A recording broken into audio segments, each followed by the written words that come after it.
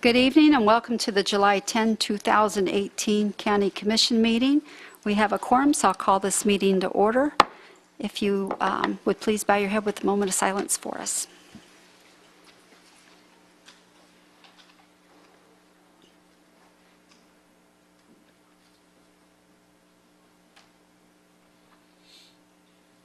Commissioner Barfield. Thank you. Please stand for the Pledge of Allegiance. I pledge allegiance to the flag of the United States of America and to the republic for which it stands, one nation, under God, indivisible, with liberty and justice for all. Thank you. It was so nice hearing a lot of young voices give the Pledge of Allegiance tonight. Thank you, guys.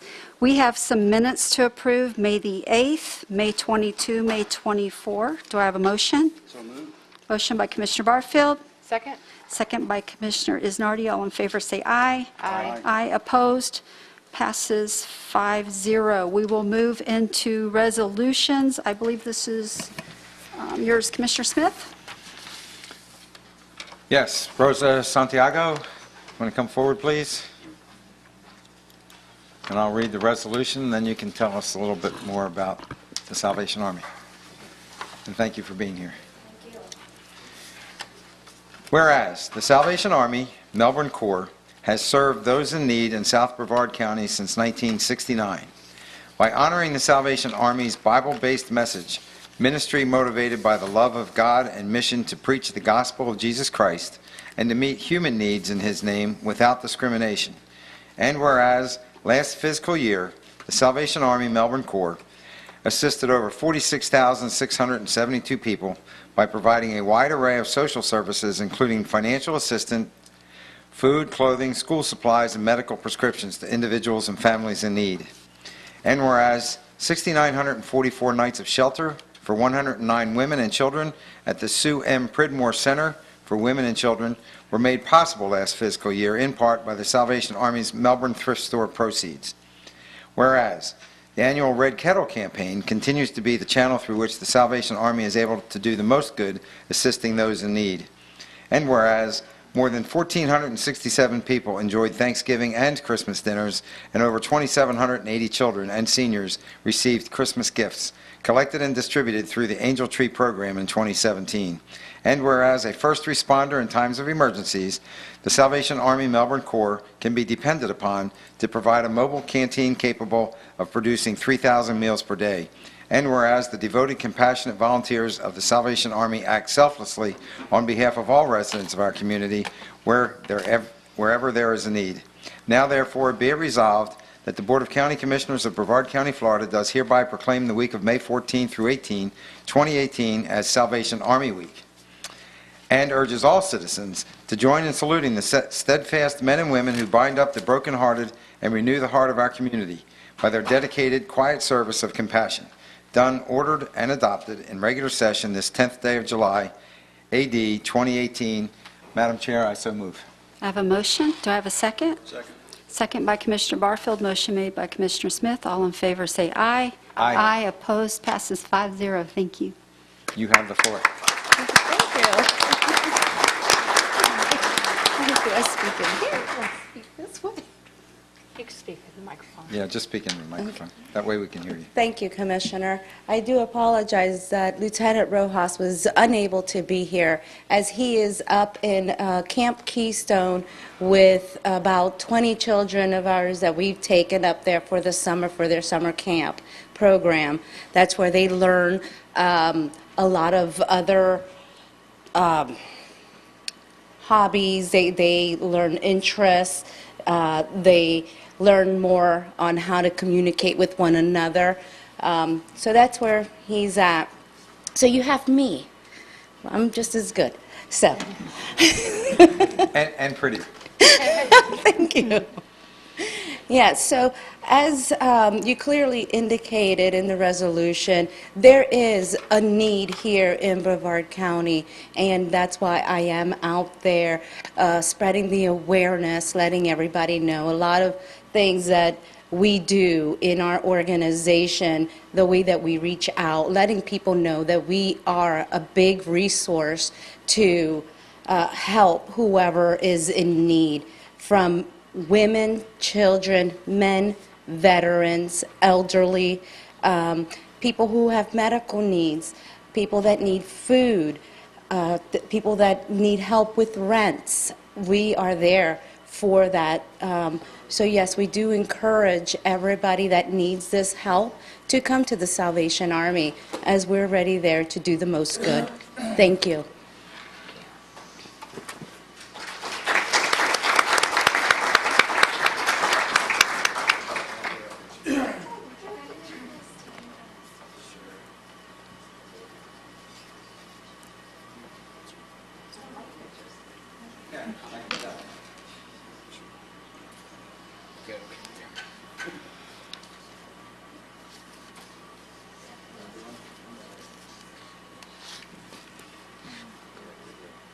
Jim's wearing his jacket. Jim. Oh. Miss Mary Ellen. I'm going to read the resolution, and you're going to do a presentation for us, correct? Okay. Whereas the U.S. House of Representatives has designated July as Parks and Recreation Month for this year, marks the 33rd annual celebration. Whereas Brevard County Parks and Recreation Department is dedicated to enhancing the quality of life for residents and visitors throughout recreational programming, leisure activities, and conservative efforts. Whereas Parks and Recreation plays a vital role in creating active and healthy communities by introducing persons with special needs to physical activity, connecting children with nature, and providing facilities for people of all ages to maintain fitness, aid in the prevention of chronic disease, and remain socially interactive. Whereas Parks and Recreation programs provide both youth with a safe refuge and a place to play, helping to reduce at-risk behavior, build self-esteem, and create positive life experiences. And whereas Parks and Recreation opportunities, facilities, and open spaces increases Brevard's economic prosperity by enhancing the desirability of communities as locations for tourism, business, and residential settings. And whereas the Brevard County Park and Recreation Department contributes to maintaining the quality of life in our community by providing a positive impact on the social, economic, health, environmental quality of Brevard County. Now therefore be resolved that the Brevard County Board of County Commissioners does hereby proclaim the month of July 2018 as Parks and Recreation Month, encourages residents to enjoy a lifetime of discovery. Done, ordered, and adopted this 10th day of July 2018. I move to pass this motion. Second. I have a second by Commissioner Isnardi. All in favor say aye. Aye. Aye passes 5-0. Congratulations and thank you for all you do.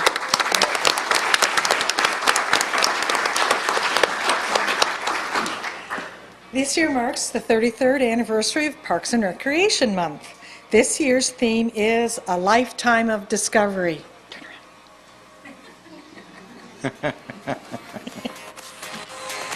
We strive to produce and provide leisure activities reflecting the interests and values of citizens and visitors, thereby enhancing the quality of life in Brevard County.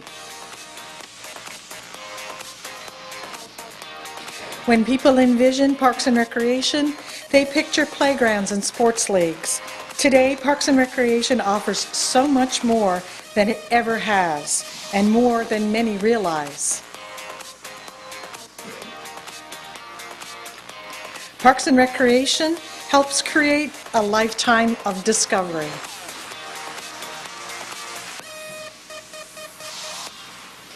Parks and Recreation offers lifelong benefits with outdoor activities, swim classes, field trips, and educational programs.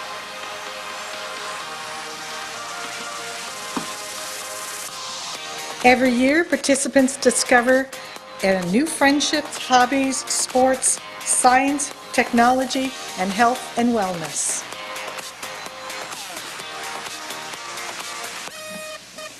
Participants are also exposed to conservation education through the Environmentally Endangered Lands Program. The video you are watching shows lifetime memories being made so far this year at our summer camps. And with me, we have 6 of our summer campers, and I believe Lorelei is going to say a few little words. My name is Lorelei, and this year I'm a future leader at Vieira Regional Community Center. I've attended camp for at least 4 years, and I really want to help people, so that's why I'm a future leader. I love volunteering, and I'm glad to have this opportunity. We would like to thank the commissioners for encouraging a lifetime discovery through supporting our Brevard County parks. Playing in our parks is hard work, and we want to make sure that they stay well and hydrated while you're out there so that you can keep on discovering. Thank you, Lorelei. Also, too, I'd like to say thank you to our staff, Jill and her husband, Bill. Of course, we park and recreate together with our significant others, Sean and Shay. And now each of the children have a small token of our appreciation for Parks and Recreation Month, July. Thank you.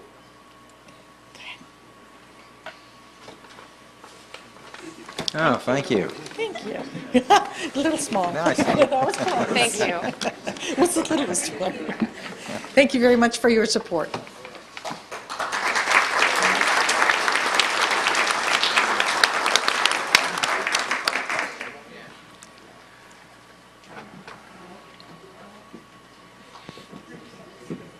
You're so cute.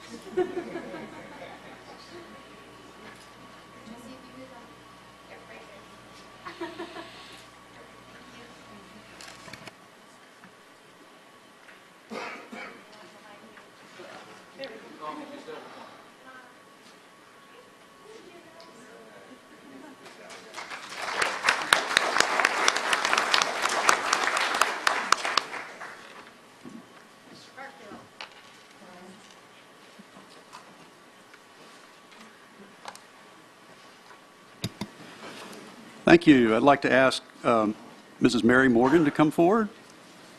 This is a resolution recognizing her father, Ron Morgan, Ronald B. Morgan, but Ron Morgan. Ron has passed on May the 1st, but he's done so much in our community. In fact, he was one of the first people I met when I got to my office as a county commissioner, and just a gentleman. And it's really a pleasure to be able to do this. So I'm going to read the resolution, then say a few words.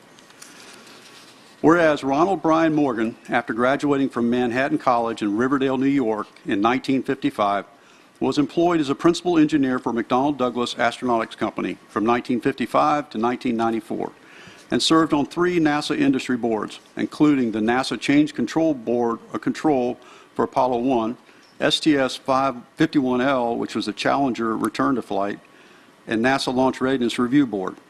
Interesting. I worked at McDonnell Douglas at the same time as him, and I worked on the Challenger return to flight.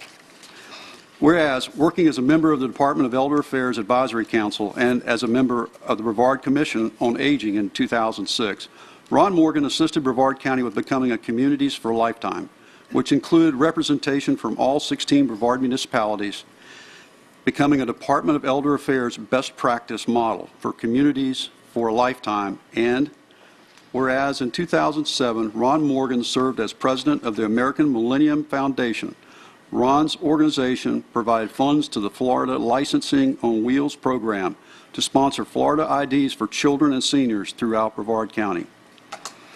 And whereas Ron Morgan received many service awards, including the National Flag Day Foundation Leadership and Service Award, Brevard Triad Board Member of the Year Award, and the Florida Council on Aging Jefferson Award for Outstanding Community Service.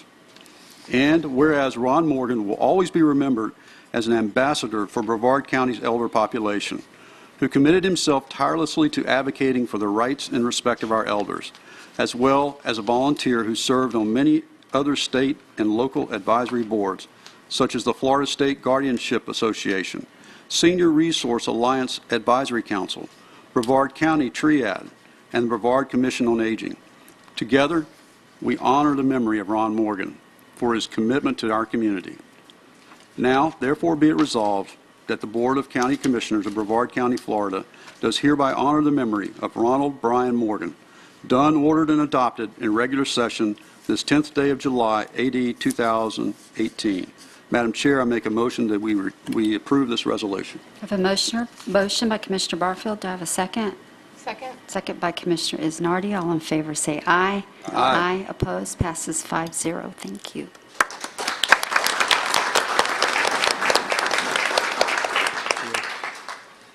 Well, I want to say thank you, excuse me, say thank you very much because I know he would be honored. And it was really probably very appropriate today that the kids were here because in addition to the seniors, my dad was very interested in children continuing to learn the STEM program and wanting them to be excited by math, science, and engineering.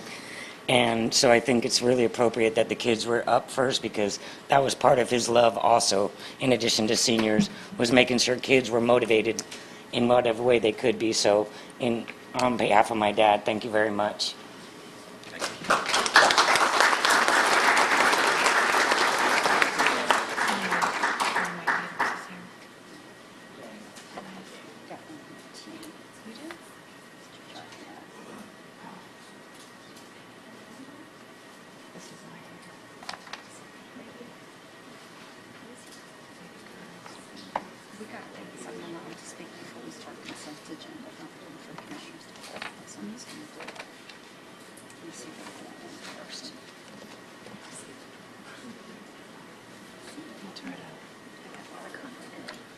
This is the Barfield show, huh? It is.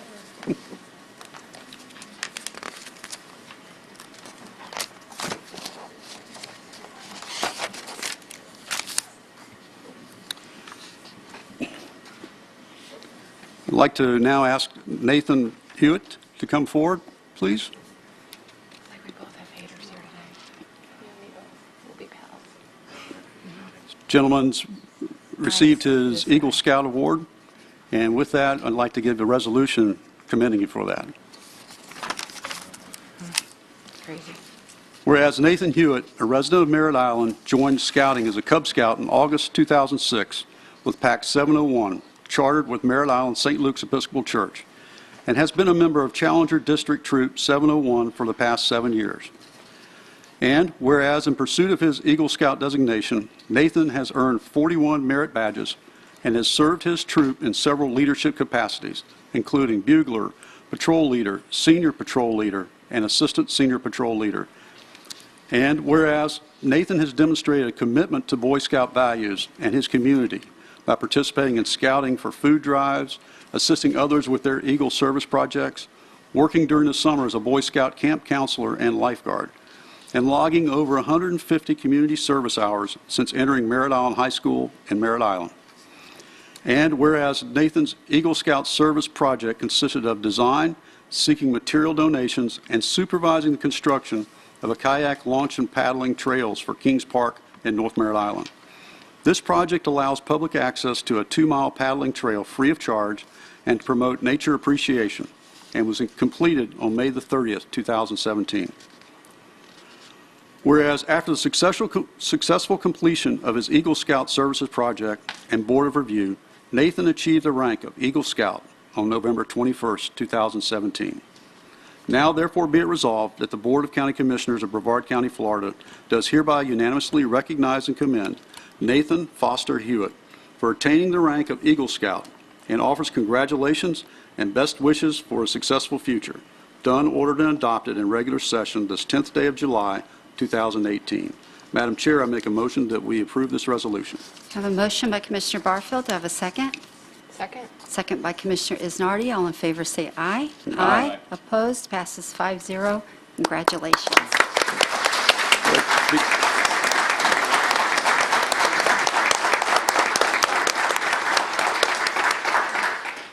I would just like to thank Mr. Knight for his effort and guidance in this completion of my Eagle Scout service project. Thank you.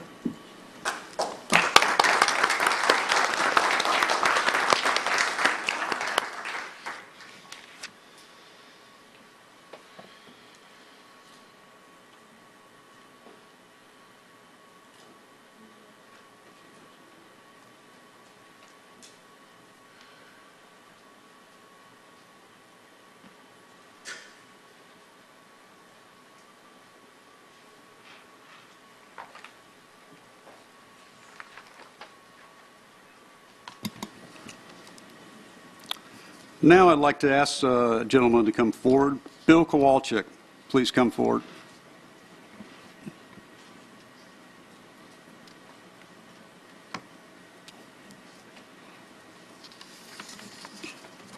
I don't think Bill knew he was going to be coming forward today, so anyway, it was to be kept a little bit of a surprise for you, but this is to recognize you and thank you for all that you do for the veterans and for our community. So I'll read the resolution, and you have the floor after that. How long do I have? An hour? Well, that's about what it takes. I mean, whereas Bill Kowalczyk served honorably in the United States Marine Corps as an aircraft structures mechanic from 1971 to 1977, attaining the rank of Staff Sergeant. And whereas Bill Kowalczyk was employed in the Space Shuttle program from 1984 to 2012, working for Lockheed Martin, and United Space Alliance, was instrumental as a pad leader in the development and eventual launch of a design concept demonstrator rocket, the Ares 1X, on October 28, 2009. And whereas Bill Kowalczyk began working with the Brevard Veterans Council and Veterans Memorial Center in 2000, and immediately began reassembling, painting, and repairing the newly obtained Huey and Cobra helicopters, and soon after finishing had to assemble a team of volunteers to repair the same Huey helicopter that was badly damaged during Hurricane Jeanne after it crash landed on the ground from its pedestal, returning it again to its pristine condition and back on display. And whereas Bill Kowalczyk accepted the position of chairman of the Memorial Plaza and worked with the membership to design the Memorial Plaza, overseeing the addition of numerous monuments, benches, and hundreds of memorial bricks that make the plaza what it is today. Whereas Bill Kowalczyk obtained an A-7 Corsair aircraft from the Naval Museum in Pensacola, had it shipped to the Veterans Center, and reassembled and repainted the proud bird, adding the name and tail number of a local fallen serviceman. And whereas Bill Kowalczyk has served with distinction in the position of chairman of the board, Veterans Council, and vice president of the Veterans Memorial Center, and because of his enthusiasm and love of serving his fellow veterans, his dedication led to improvements to the Veterans Center, the museum, and park, including his recent accomplishment of having a location sign placed on I-95 advertising the center, park, and museum. Well done, Bill. Whereas Bill Kowalczyk has been instrumental in maintaining close working relationships with the county commissioners, Brevard County Parks and Recreation, Merritt Island Redevelopment Agency, Space Coast Office of Tourism, and many Brevard veterans organizations to make the Veterans Memorial Center the special place it is today. And if you haven't seen it, you need to be there. Go look at it. It's a tremendous museum in a nice, peaceful place. Now, therefore, be it resolved that the Board of County Commissioners of Brevard County, Florida, does hereby unanimously recognize and commend Bill Kowalczyk for his distinguished service and outstanding contributions to the community, and wishes him well in all his future endeavors.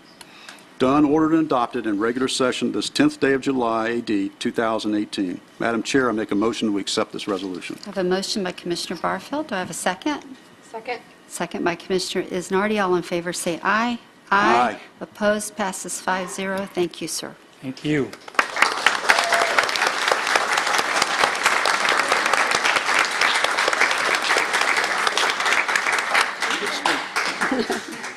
Well, what I want to say is thank you. And as Jim has stated, if you haven't been on Merritt Island, I lived here for 9 years before I found out the place was even there. There's people that live right around the block that don't even know we're there. We're trying to make the Veterans Memorial Center and Park the jewel of Merritt Island and the centerpiece with the extension of the new park. We've already been just recently told that the high school are going to use it for track meets, for cross-country track meets on our big park. So we need to get that finished up and get the boardwalk all the way around completed to really make it a jewel in the community. Thank you.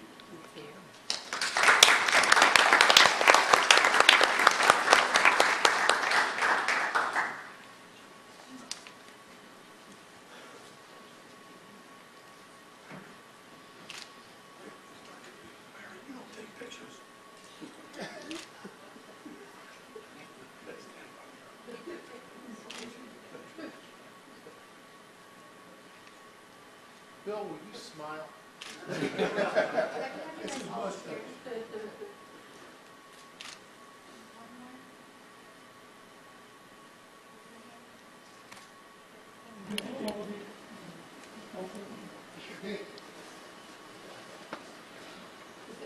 Okay.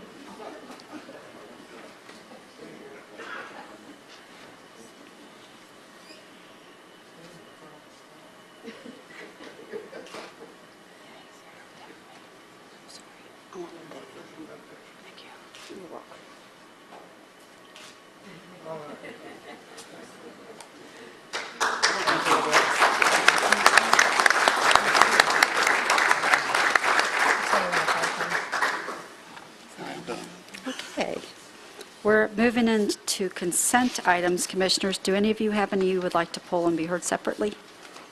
Commissioner Tabaya. Thank you, Madam Chair. I would like to pull F33, Okay.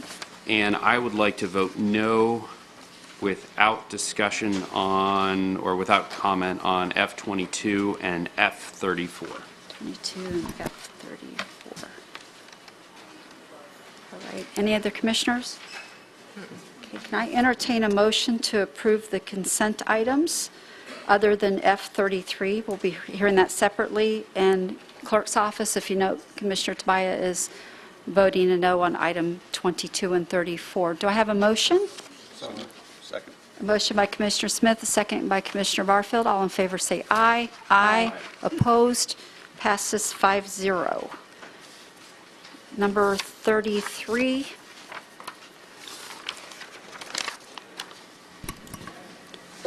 This is the CRA item. Is this you, Mr. Abate?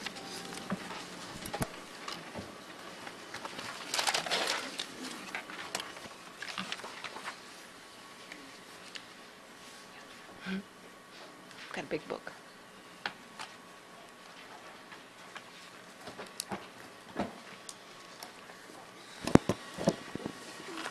Thank you, Commissioners. This item is a interlocal agreement that has been negotiated between the county, the board, and the city of Cape Canaveral.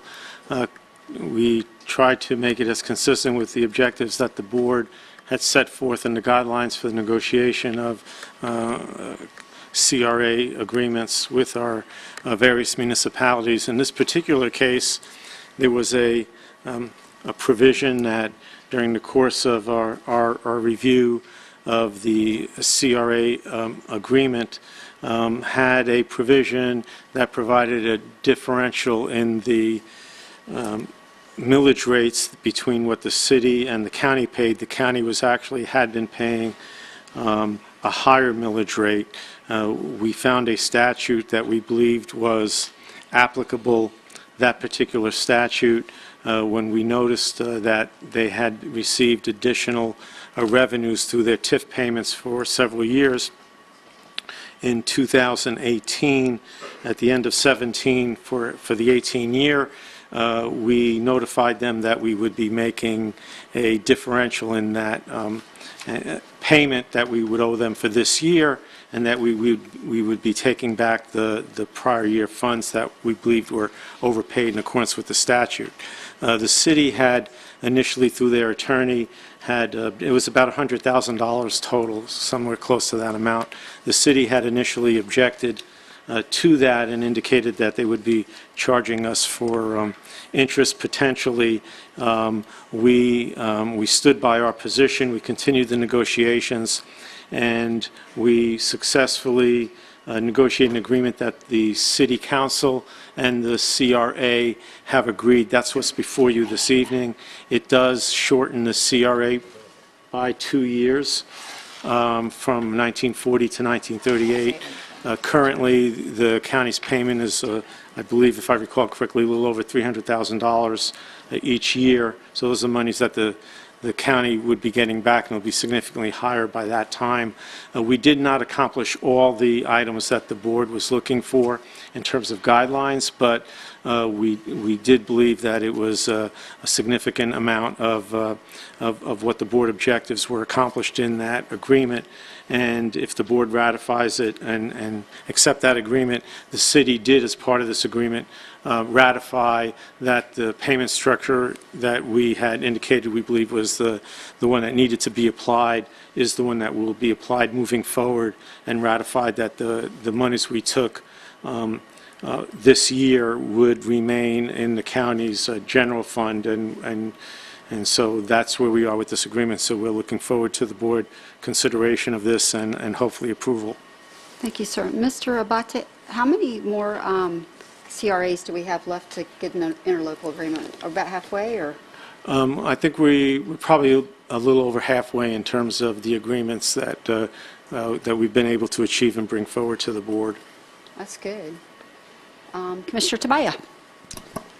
Thank you, Madam Chair. And I know I shouldn't speak poorly of our county manager, but the biggest fault he has is his modesty. Let me tell you what just happened. That long explanation that was a little dry. Let me explain what happened. Cape Canaveral CRA was illegally taking $100,000 of county taxpayer money, and they would have continued to do so for more than 20 years. If property values remained the same, this would have been an additional $375,000. Let me tell you, my office spent a lot of time looking over CRAs, and my office completely missed that. This shows why audits are so darn important, and it shows the hard work that our county manager has done. While it does not raise the level of the legal actions of Satellite Beach or Palm Shores, this was very serious. I want to thank Mr. Abate for his diligence, and he set a standard for going forward for recovering funds from other CRAs. This requires the common reporting and enhanced auditing. However, as he mentioned, this CRA can still use these funds to plant trees or paint murals. And again, while they did agree to shorten the lifespan of the CRA, it still will be in effect to 2038. It does not explicitly recognize county authority to audit, and probably we need to if we will realize a $500,000, what could be a $500,000 savings. And again, another ask, it did not require TIF payments over projects to go to infrastructure. So I will be voting no on this, but I think, and this will come a little bit later, I certainly want to recognize the diligence, the hard work, and the oversight that our county manager did that will save taxpayers $500,000. So a big thank you to Mr. Abate. Thank you. Commissioners, do I have a motion? I'd like to make a motion to approve. I have a motion to approve by Commissioner Smith. Do I have a second? Second. Second by Commissioner Isnardi. All in favor say aye. Aye. Opposed? Nay. Passes 4-0 with Commissioner Tobias in objection. Sorry, 4-1. Almost stuck that in, huh? All right, we're at public comments. And Mr. Charles Tobey.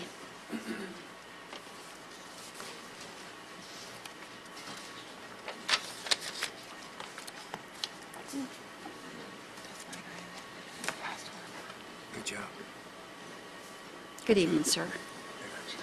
Charles Tovey, 2555 Roberts Road, Melbourne, Florida, 32940. Jamba, Swahili for hello. Here to speak about my freedom of speech. First of all, why am I up here? Millions of people have died and sacrificed not only their lives and everything they had, but other people's as well. So I can exercise my First Amendment right of freedom of speech, and not only for that reason, but nobody else will do it. There's a story about my Savior that he went through his father's house and turned over all the tables because they were doing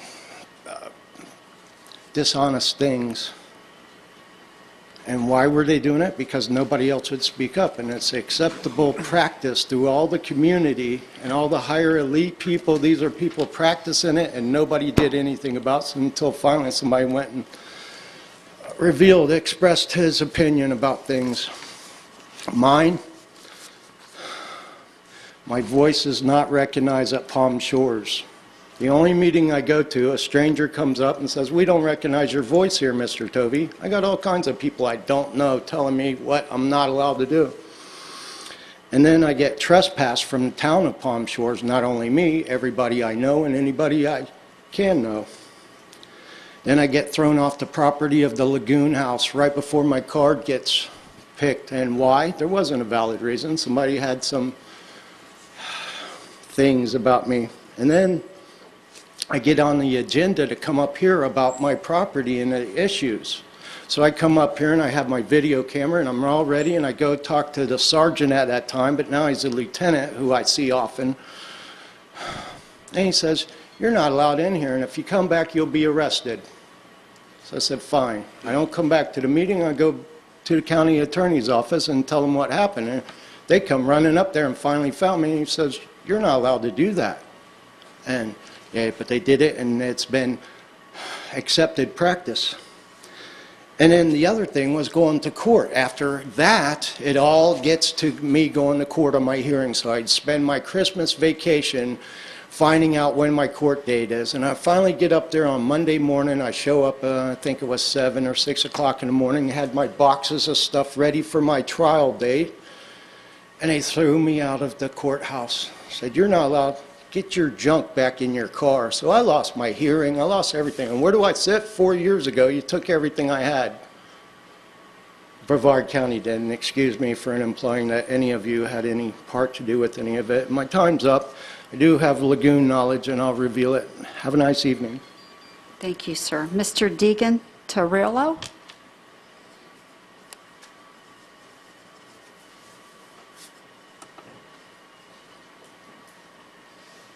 Ms. Conklin, you'll be next.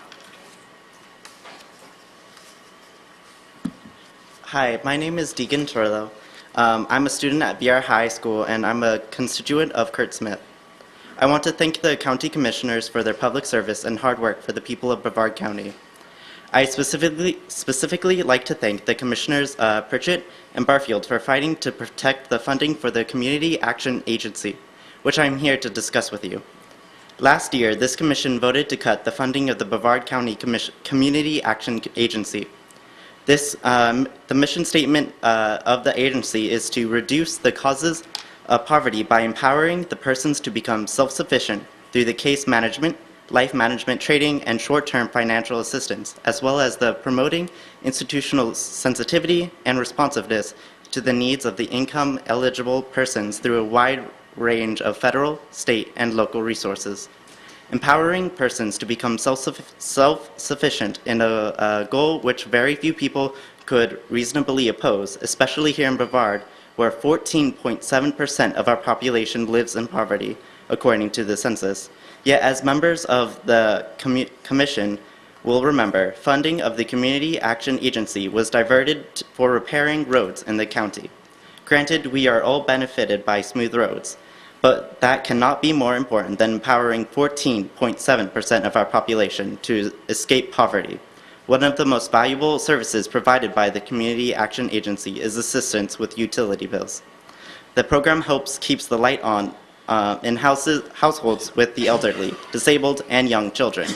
In a state where we had to learn the hard way during recent natural disasters how fatal lack of electricity can be to the elderly, why would we not fund this program the same level as last year? Why would we add to the worries of the impoverished, disabled persons? In the middle of the summer here, even the most privileged among us are painfully aware how much of the difference in standard living air conditioning would make for young children and their families. Nobody wants to inflict government reliance on the impoverished in Brevard County. The Community Action Agency moves proactively to prevent this. The agency's self-sufficiency program works to give its participants not only the skills necessary to provide for themselves, but also the general personal attitudes and motivations to provide for themselves. The cycle of poverty is one of the most difficult mazes to escape, even more so without the guiding hand of a professional.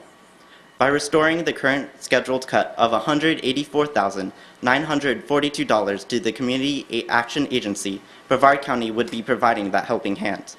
Thank you for taking time to listen to my concerns. Thank you. I hope you will seriously consider my urges to preserve the current funding for our Community Action Agency. Thank you, sir. Sarah Ann Conklin. Julie Adams, you'll be next. I just want to say a word, too, that these young people wrote those comments themselves. I'm really proud of them. So my name's Sarah Ann Conkling. I live in Cocoa. I'm a constituent of Commissioner Barfield forever and ever. Thank you for your service for our community. I think in the cut to the Community Action Agency that occurred last year, many of us were under the impression that private philanthropy was a good substitute for that public money. And I'm just going to give you a few reasons why that really doesn't hold true. The first is that private philanthropy decreases in bad economic conditions. When the economy is down, good people give less. And I think we've learned all the way from the Great Depression that even when private charity is very dedicated and doing all the right things and trying to help everyone in need, it's not enough. The charitable giving in this country totals over $300 billion, which sounds like a lot of money until you consider that it's less than half of what funds Social Security benefits in our country. So even though private charity is very important, it's noble, it's necessary, we should all participate, and most of us do, it's not enough. And if you've ever been on the front lines of administering a private charity, and I have, you know that effective charitable organizations are almost always in a state of exhaustion. A good person who is struggling and who has legitimate needs often shows up just as the last resources have been distributed. Sometimes you look back and wish that you could reallocate something you've already given away. This is heartbreaking for everyone involved, the administrators running the charity, the volunteers, and of course those in need who leave empty-handed. Much of our available private aid in this community to vulnerable citizens is religiously segregated and isolated. Many organizations like the Salvation Army do not discriminate, God bless them, but many do. Some churches only give to their own members. Some churches only give to their own communities. And again, this leaves people in our community empty-handed. And beyond religious segregation, private charity discriminates in 100 other ways. Private charity is free to set whatever rules it wants for allocating its resources and to administer those rules however it wants. For example, some homeless shelters just serve women and children. That's noble, but it literally leaves people outside the door. Likewise, I feel it's responsibility of government to see that no frail, vulnerable citizens faces the indignity of homelessness, hunger, or ill health. We should not shirk that commitment or pretend that it is less important than paving a road or adding to a reserve. Maintaining the dignity of our most vulnerable citizens should not be subjugated to the other responsibilities of government. I would like to say that again. Maintaining the dignity of our most vulnerable citizens should not be subjugated to the other responsibilities of government. So I'm asking you to please restore the $184,942 you've currently cut from the budget of emergency funding for the Community Action Agency. Thank you very much. Thank you. Ms. Julie Adams?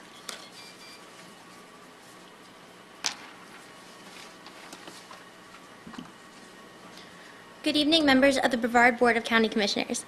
My name is Julie Adams, and I'm an 11th grader at Routledge High School, but I live in Vieira. Commissioner Smith, I'm one of your constituents. Thank you for all of your work as members of this board. I'm here tonight to support the restoration of the Community Action Agency's budget. Furthermore, I support the funding of this agency in perpetuity. The Community Action Agency provides mortgage and rental assistance, medical and dental payment assistance, and prescription assistance, which are all vital community services. Its services significantly impact the lives of our 15,000 Brevard County children from low-income households, keeping roofs over their head and giving them medicine they need to live. The median growth rate in Brevard County from 2012 to 2016 was $936 a month.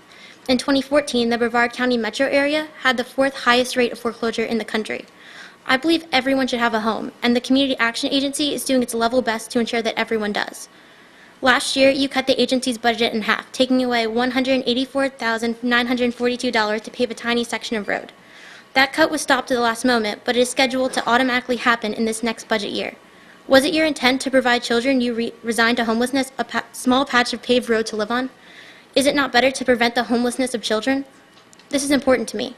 I believe that we have a fundamental moral and ethical responsibility to help those around us and in our community. If that means taking money out of the county's reserve to provide help to the most vulnerable citizens of our county, then that should be a step that this board is willing to take. Those people, the children, elderly, and disabled, our people, our neighbors and friends, those people who you are putting onto the streets will still end up costing the county money if you make them homeless. The United States Interagency Council on Homelessness did a study in 2017, and it said that it has been found that, quote, leaving a person to remain chronically homeless costs taxpayers as much as $30,000 to $50,000 per year. If you don't have an address, you can't get a job. And if you can't get a job, how can you raise yourself up and achieve a higher standard of living? If you discontinue funding for the Community Action Agency, you leave good, hardworking people out to dry, trapped in poverty because no one will give them the rope they need to pull themselves out of it.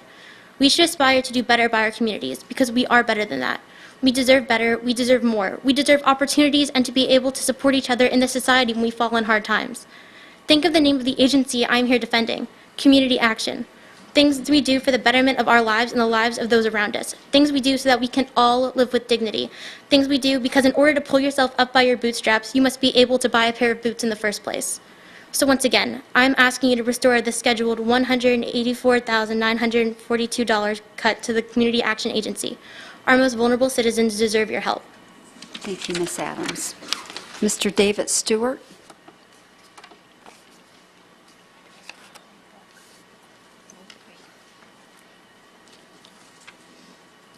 My name is David Stewart. I live at 4525 Abbott Avenue in Titusville, Florida. I am a homeowner and registered voter in Brevard County. I am in favor of continuing full funding for the Community Action Team.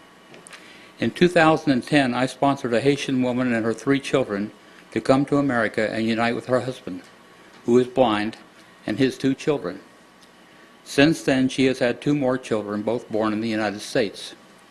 For 5 years, they did well, moving into a Habitat for Humanity home while their children went to school and the mother worked for Home Instead Senior Care. Thinking they had a better opportunity, they moved to Massachusetts in 2015. That did not pan out well. They lost everything. When they returned to Titusville in June 2017, I took them in, and they lived with me until January of this year. When they found a place to move, they needed money for the first month's rent and deposits for electricity and water. Community Action Team was their only way out. The Community Action Team paid the deposits and put up the money for the rent. It turned out they didn't need the rent money. They negotiated with the owners of the property in Canada to make repairs in exchange for the first month's rent. They have since moved to a better location, thanks to Danny Trader, who found a better place for them. The Community Action Team needs our support. It is the only lifeline for some who are in desperate circumstances. Please consider restoring the funding that was cut from that agency. Thank you. Any questions? No, sir. Thank you so much. Mr. David Kearns.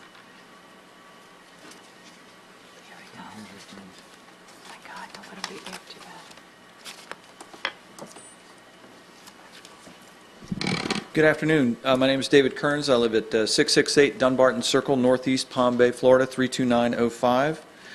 Mr. David Isnardi, former Deputy City Manager for Palm Bay, was the subject of numerous newspaper articles for alleged reported irregularities in the Homes for Heroes or Warriors program. He was also the subject of an article regarding a junket to Alaska he'd taken with the city's economic director, Andy Anderson, years ago. On June 28th, this year, attorney John C. Murphy, Esquire, wrote a letter apparently to the city of Palm Bay. I represent Mr. Isnardi in his employment situation. I'm sure you recall, following events, a criminal investigation began. The city of Palm I'm sorry, Bay. sir, let me ask you, is this with county business? Yes, or it this is. With Palm Bay business? It is county business. Okay. Okay.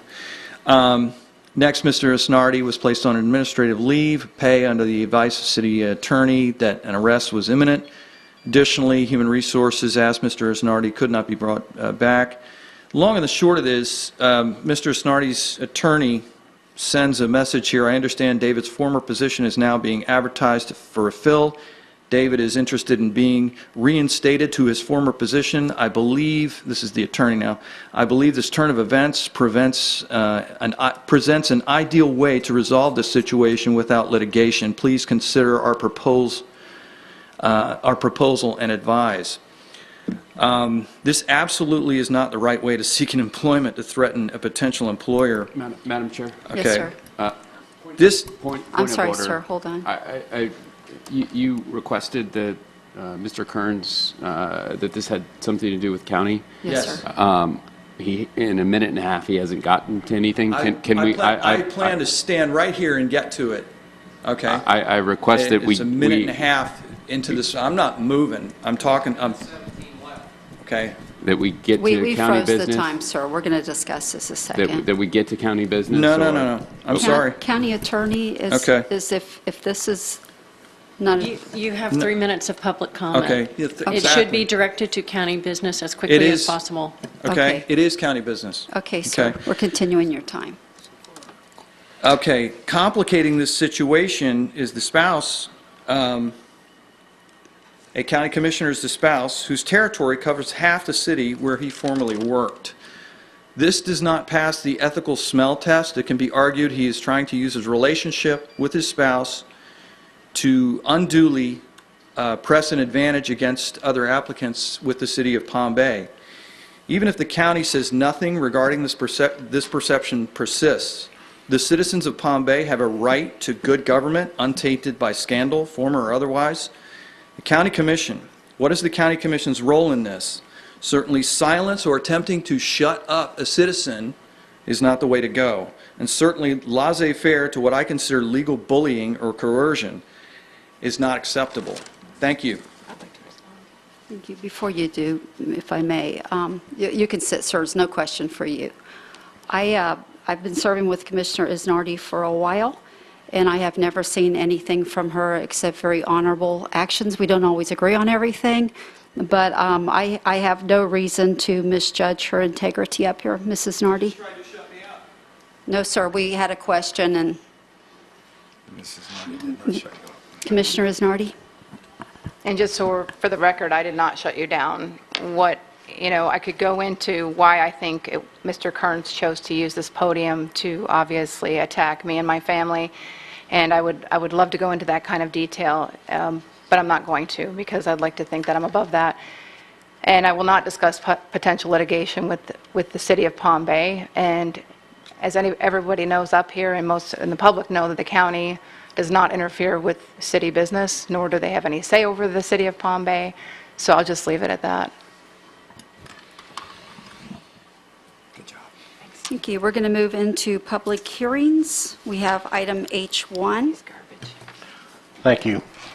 Item H1 is a petition to vacate 3 public utility and drainage easements.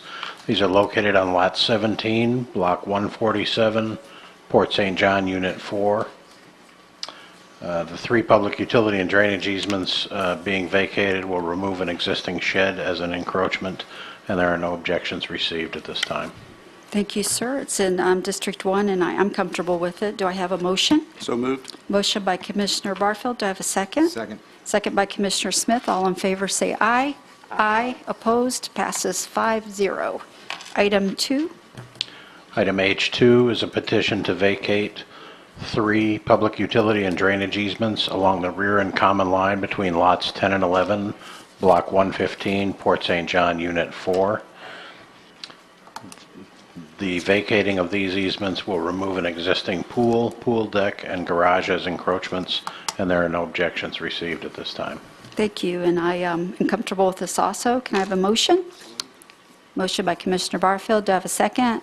Second. Second by Commissioner Smith. All in favor say aye. Aye. Opposed? Passes 5-0. Item 3, I'm sorry. Item H3 is a petition to vacate a portion of unused public right-of-way known as Spring Street, also known as 20th Street. The petitioner has asked for the vacating in order to provide improved landscape buffer and increased security, and there are no objections at this time. Thank you, Commissioner Barfield. I have no problem with it. I make a motion that we accept. I have a motion and a second. All in favor say aye. Aye. Opposed? Passes 5-0. Item 4.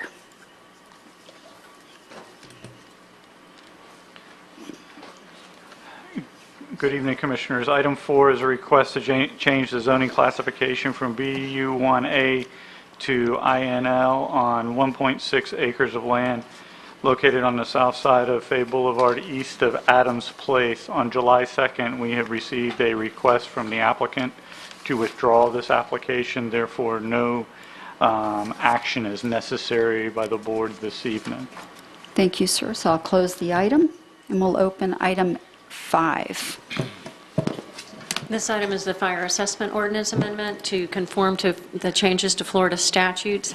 Very briefly, it reduces the assessment for pole barns and non-residential structures less than $10,000. This just brings us in compliance with state statute. This actually helps out our constituents, yes? Yes. Do I have a motion, Commissioners? So moved. A motion by Commissioner Smith. Do I have a second? Second. Second by Commissioner Isnardi. All in favor say aye. Aye. Opposed? Passes 5-0. Item 6.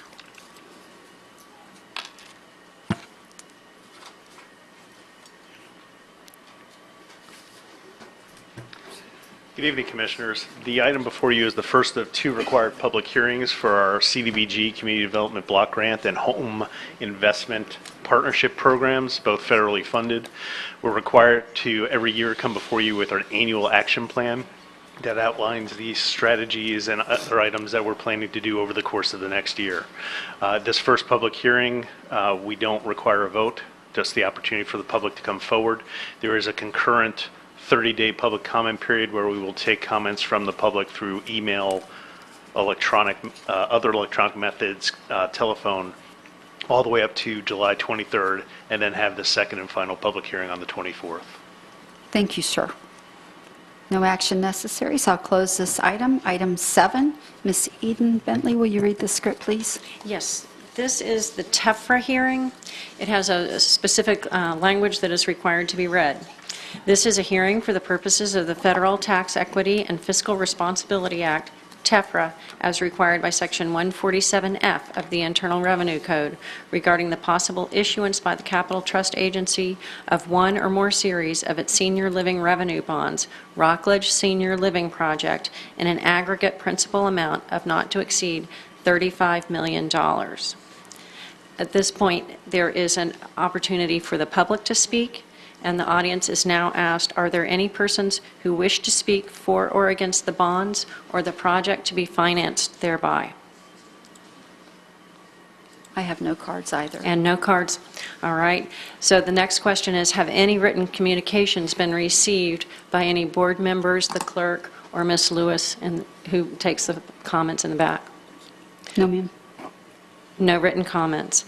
That concludes the public portion of this hearing, and it now moves to discussion at the board level for you to discuss and take action. This is conduit financing. The borrower is simply establishing a tax-exempt status for the bonds.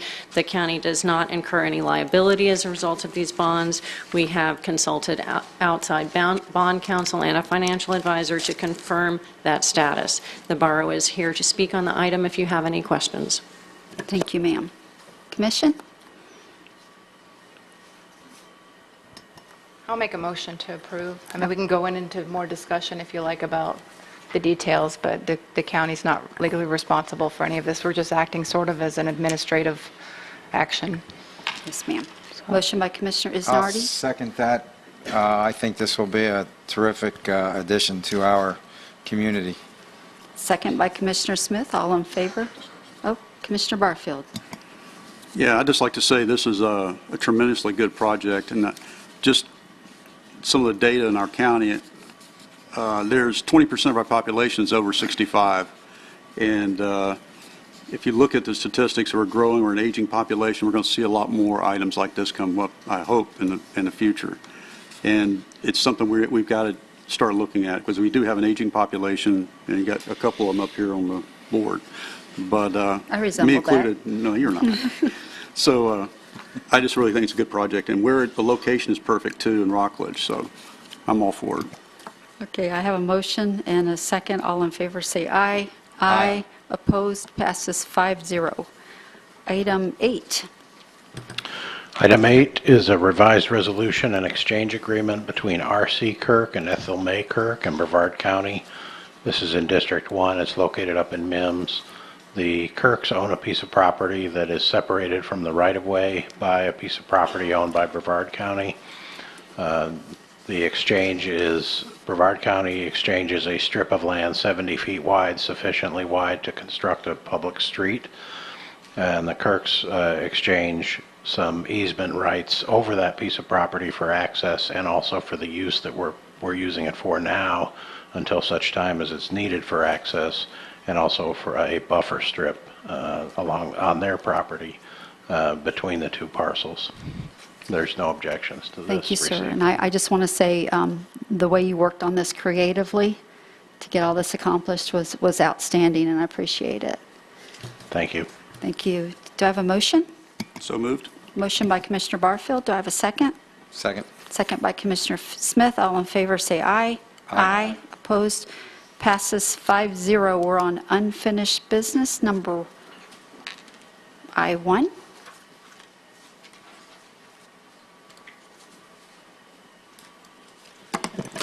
This is the Jetty Park contract. You had requested that we negotiate with the port, and Mr. Abate did so, and the port has presented the contract that you see before you, which contains deed restrictions for park and recreational purposes, and the $862,000 that you requested.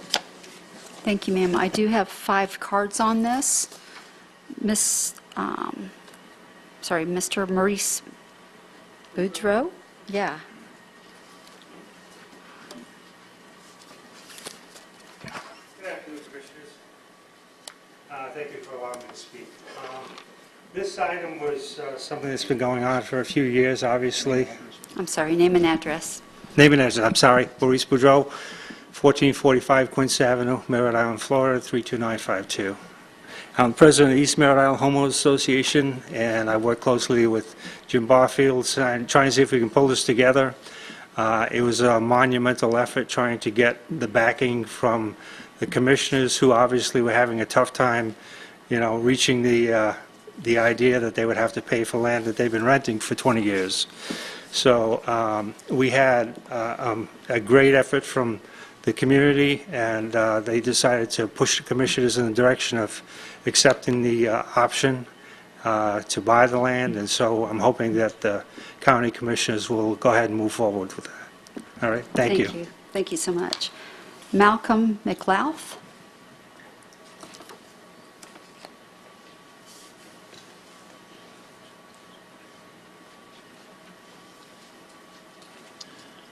Malcolm McLouth. I live at 5300 Ocean Beach Boulevard, Cocoa Beach. Been here since 1962.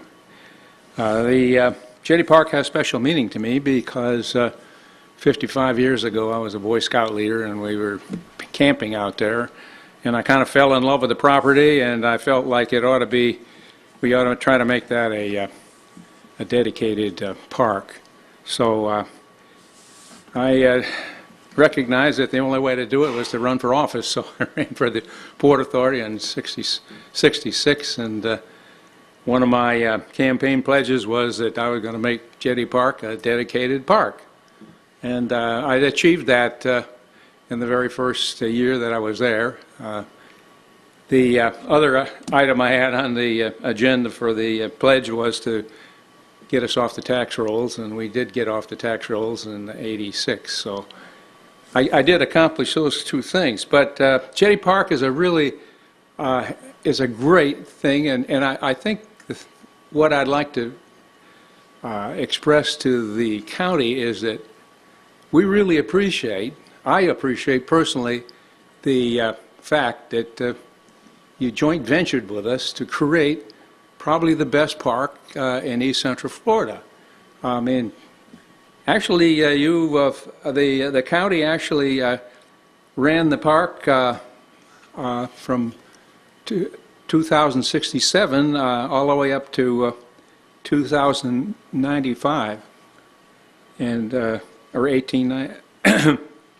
So it turns out that you had 23 years or 28 years of running the park, and the park has now got 23 years. So you've actually run the park longer than we have. And it was the way it worked out was that when I first got as a commissioner, there was only 3 employees at the port, so we couldn't do a very good job of managing that park. So we sought the assistance of the county, and the county stepped forward and ran the park for the next 28 years. And so you really are very much a part of it, and I want to thank you for joint venturing with a really good park. So I'm very strong, feel very strong about that the negotiations that have concluded now, essentially, that your agenda apparently is the approval of selling the land to at your cost to the Canaveral Port Authority.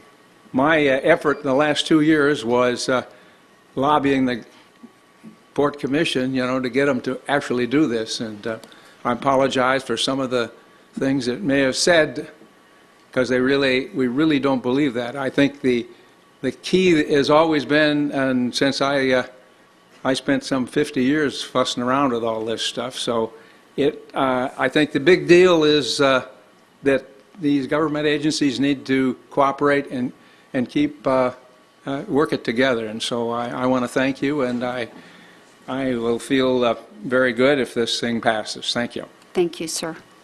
Ms. Sarah Hodge? Mr. William Hodge, you'll be next.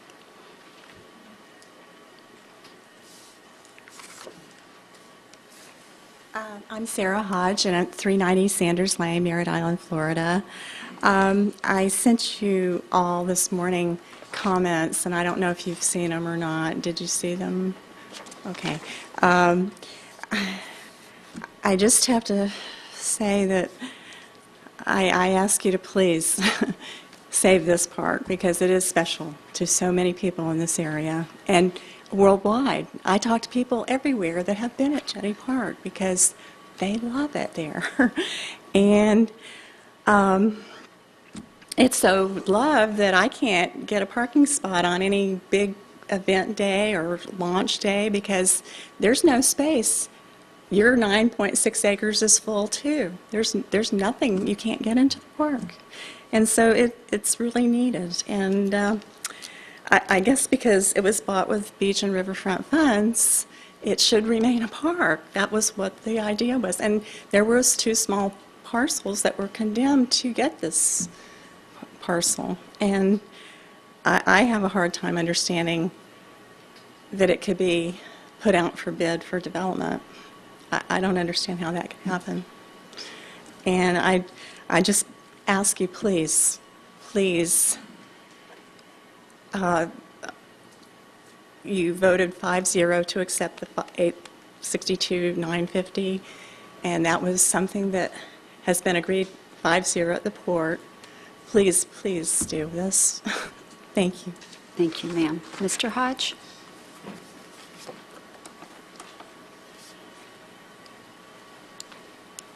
Hi. William Hodge, 390 Sanders Lane, Merritt Island. I've been here for over 50 years. I've used Jetty Park most of that time. I really don't understand why it's even up here, because you already voted 5-0 to sell it to the port. So I don't understand why it's even up here for consideration, because it should be just go ahead and get the paperwork going. But anyway, I sure hope you do approve it anyway. Thank you. Thank you, sir. Mr. Lund?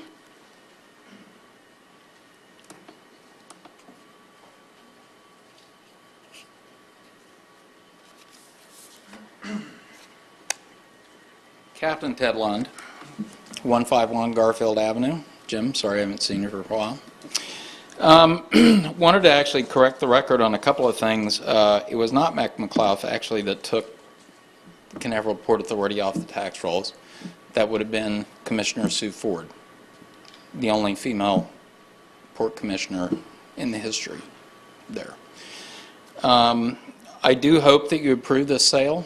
I've known Jim and worked with Jim probably over the last 3 or 4 years on the lagoon issue, and have been very, very disgusted at the, I guess, urinating contest going on in between the two boards, mostly from the other side. Kurt, I think you were there or here when that was going on. We eliminated that problem, and I'd like to eliminate this one, if we can. If we can't, I have another idea. I know we're talking about taxes. We're trying to find money for stuff. I mean, I hear kids pleading to keep things funded. So what I would say is go to the Brevard County voter registration site and look at the port districts. Okay? You're in a port district. Who else here is in port district? Out of 5. A lot of money being left on the table. And I'm all for it. Because I know my taxes are going to go up anyway. I'm seeing what's going on up in District 2. And with the stuff that is being proposed. So, you know, radical idea from a radical guy that just kind of wants a lagoon to go back to what it was. That's it for me. Thank you, sir. Commissioner Tobias, I have an old light. No, Madam Chair, that would be, I sent out just a change to the proposal here, and just wanted to get some discussion on that, Madam Chair, with your indulgence before we go forward, because my certainly. comments hinge on that. Is that okay? Thanks. Oh, certainly. You have the floor. I just want to clear up a few points, you know, to put this all in context. I will agree to the sale on the condition that our residents don't have to pay for access and parking to the land which they have paid for. So if we don't set this standard now, there will be nothing stopping the port from removing any or all discounts, or in fact, even sharply raising the prices for public access. I'm sorry, sir, we can't talk out from the, no, sir, no talking. Commissioner, So no, I sir. have just a motion, it's one line, it's in red, and it says, residents of Brevard County shall not be charged for parking or access to the property. So I would like to make a motion to add that into the deed that we send back to the Port Commission, Madam Chair. Sir, do you want to make that motion now, or you want discussion first? Why don't I make the motion and go for, or I'll give discussion first. I guess Okay. that's probably. Commissioner Isnardi? I would just have a question, and that wouldn't include if, obviously, if somebody wanted to, you know, do camping and that sort of thing, right? Was this just for like a day access? Because I would agree with that as well, because it is a park. I know we make other transactions similar to this with other municipalities where property's either given back or there's an exchange, so the cities take over maintenance and handling of the land. But I want to be sure that I agree. I think that's a great idea. I didn't realize that would even be an issue until I saw your revision. So I don't have a problem with that revision, with the understanding that if somebody's going to camp there, obviously that's a revenue source for the area. I don't think that just because you live in Brevard County, you should camp somewhere for free, because that's probably how they will pay to maintain that park. But I would agree with the entry and the parking and that sort of thing. Madam Chair? Does that make sense? I would. That was why I was directing my question to you, because I want to make sure that we include sorry, that. this proves that sunshine doesn't take place, because that is an oversight on my part. So I would be amenable to an amendment that read, residents of Brevard County should not be charged for daily parking or daily access. I think would limit, or with the exclusion of camping, because I believe Commissioner Isnardi has a very good point when it comes to camping, and I certainly fully would accept that. I think that makes it even better. Sir, no Okay. talking at all. Last warning, I'm telling you. Commissioner Tobias, are you finished, sir? Yes, Madam Chair. Okay, Commissioner Barfield? We voted in May. We voted in May 5-0 to sell this to the Port Commission, and now we're looking at not doing that. I think that is a serious issue of credibility, for one thing. The other thing is this. Once it's sold, it's the property of the Canaveral Port Authority, and it's their determination on how they'll manage that property. They're another organization, another taxing authority, another government agency. I don't believe it's appropriate for us to be telling them how to manage their property once it becomes theirs. In fact, I mean, every day we get bombarded. We have a legislator that keeps trying to tell us how to be commissioners. We have the Tallahassee telling us what to do. Tallahassee trying to take away our home rule. We have all kinds of other influence and all kinds of things, people trying to tell us what to do. Well, you know what we need to be doing is we need to let the port do what the port does, and we need to do what we do. I don't believe we need to be trying to cross these lines and crossing these lanes to try to tell other organizations how they do their business. We've done what we wanted to do. We put this out to sell it at what we paid for it, which is fair. That money will stay in beach and riverfront funding. But if we don't pass this, we have lost all credibility in our community because we said we would do it. And I just don't believe that's right. So I don't want to add this to it. I don't believe we need to be telling them what to do with it. So that's all I got. I know, I want to speak first. Here's my concern. Now, whether the port does that or not, it might be nice for them to do that. But we've been through a real rodeo with them trying to get to this point for a sell. And they came together and they did a 5-0 vote to sell it. And if they didn't do this, we were going to have to try to put the land up for sale, which wouldn't have been the best thing for the community. It wouldn't have stayed a park. We did get in the contract, and they approved it for it to stay a park, which I think was good. I was resenting when they were going to try to tell us if they gave us the money where we needed to apply the money. So I agree with you on that, Commissioner Barfield. I'm not sure that I appreciate when other entities come and try to tell this commission what they need to do with their property or fund, but I think the port made a good gesture of receiving this at the price we asked them and coming back with a negotiation that we asked them for also. So I think, although I do agree that's a good idea, Commissioner Tobias, I think we're risking having a good partnership with them at this point for the county of prolonging this and giving them an opportunity to vote no on this transaction now that we have a good contract. Commissioner Isnardi? And you know, and I would agree with you 1,000% if we were selling this property back to a private entity, or if we were selling this property back at fair market value. We are not. They are getting the property back for a fraction of what it's worth based on the idea that it was going to be kept a park, that it was going to still be available to our residents. Now, again, I would agree with you on everything you said, except for that you can't have it both ways. You can't say, well, we can't tell other people what to do, but we're already granting them the privilege of purchasing it back at a fraction of its worth. So if we're going to go all the way and say this is a private entity, that we need to leave them alone and they can do what they want to, then put the property out to bid. But I was in full support of this when I believed that it was still going to be a community park.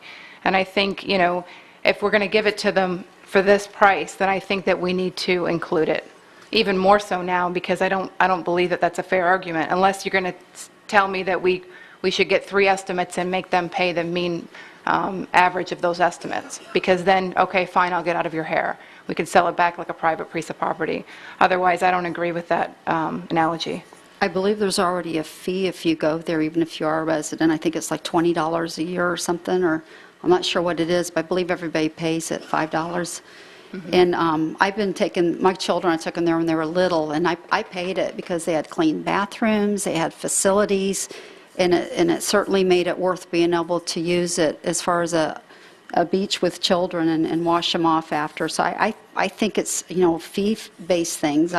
Even if the county does them, I think it's probably a good idea to have better quality parks. Commissioner Smith? Well, my thought is that we told them what the price was, and we would be willing to sell it. And they've come back to us, and they said that they agreed to pay the price. And now we're putting up, and I don't think it's a big deal. $20, I can tell you that Monroe County, I had a condo in Monroe County for 20 years. And if you're a resident or you show an ID or an electric bill and you get free access to all of their parks. I think that's a great idea. But I don't think it's a good idea that we hold them hostage now at the last minute for pennies. We told them that's what we wanted. They agreed to it. I think we should sell it. We could sell it to them and ask them to consider and leave it up to them to make it free for county residents. But for me, it's their choice. They've come to us. We've met halfway. The agreement was made. That's where I stand with it. Thank you, sir. And, they did we did get them to agree to an extra item that it would have to be stayed as a park. Commissioner Tabaya?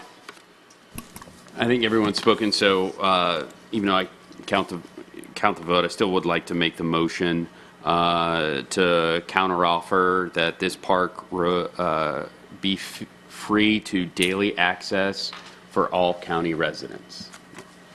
Thank you, sir. I have a motion on the table. Do I have a second?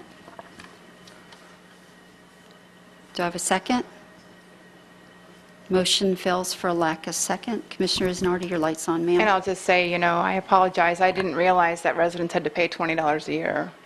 And I would be okay with that, but what protections? Is there any protections we can put in place to make sure that they're not going to jack those rates up so that there's no access, or so that residents don't have access?